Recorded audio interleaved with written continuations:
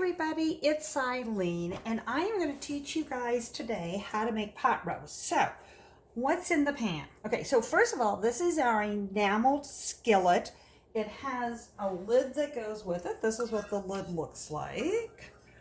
Okay, this is my lid. Here's why I love my lid. See all those little knobbies? Those little knobbies will literally self-base this roux. So what do I have in here?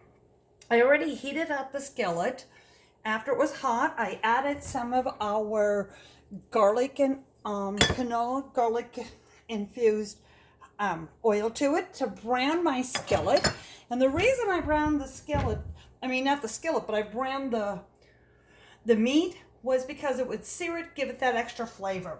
Underneath here, I ended up with the flan. It looks like it's burnt. Everybody goes, oh my gosh, it's burnt. No, it's called the flan.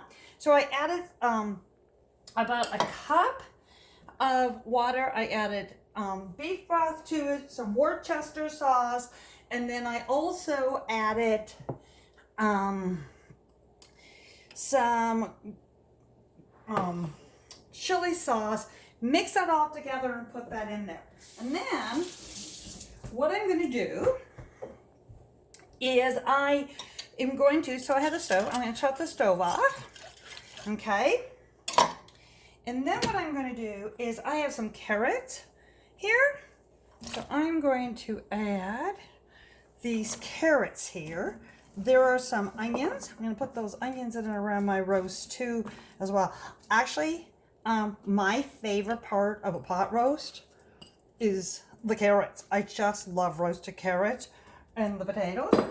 So I have my carrots in there, and then I have already pre-cut my potatoes, so we're going to put those in and around here too as well. Now here's a trick.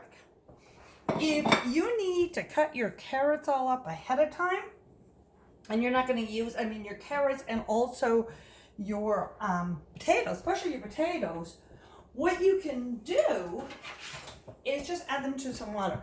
So here's how I peeled my carrot, and then I'm using my crinkle cutter, okay? And the reason, and you just use this great little rocking motion, right? And you can see I'm just cutting them. So here's the other big thing. See how there's this great little ridges to it? By having these extra ridges, you guys, what happens is the flavor, and I add a little pepper, the flavor adheres to them. Now, when this gets, I'm going to put this in, put the lid on it. I'm going to put this in the oven.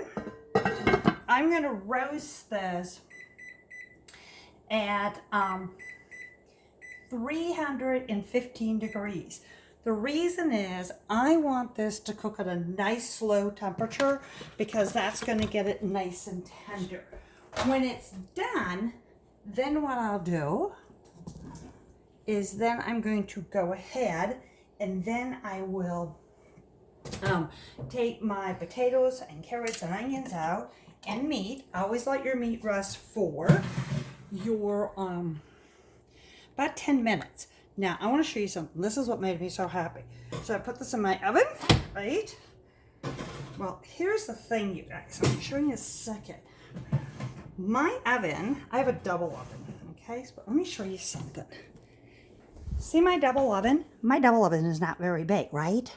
But look at, I can put my skillet will fit in my small portion of my oven. So I'm just gonna set it right there so it doesn't hit the heating element, right? And now I'm set to go. So I'm gonna let this roast for probably about 2 hours or so, and then I will finish it up.